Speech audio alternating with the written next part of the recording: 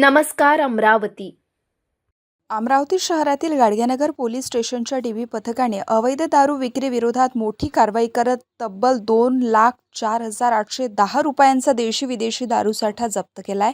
Police आयुक्तांच्या आदेशानुसार सुरू असलेल्या विशेष मोहिमेमध्ये ही कारवाई 1 मे 2026 रोजी सकाळी करण्यात आली। गुप्त माहितीच्या आधारे पोलिसांनी विलासनगर परिसरातील 60 वर्षीय अशोक महावीर पटेल यांच्या घरी छापा टाकला असता मोठ्या प्रमाणात विविध ब्रँडच्या दारूच्या बाटल्या साठवून विक्रीसाठी ठेवल्याचं उघड झालंय। जप्त करण्यात आलेल्या साठ्यात विविध कंपनीच्या विदेशी दारूसह बियर बॉटल जप्त केलाय। जप्त करण्यात आलेल्या मुद्देमालाची किंमत 2,04,810 रुपये इतकी असून तो पंचनामा करून ताब्यात घेण्यात आलाय।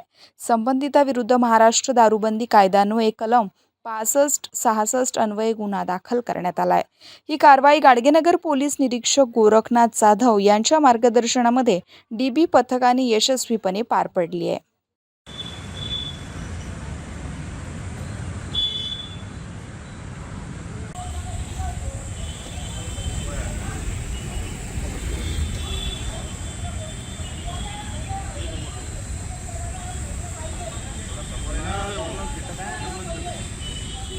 झूम करून राहिलं।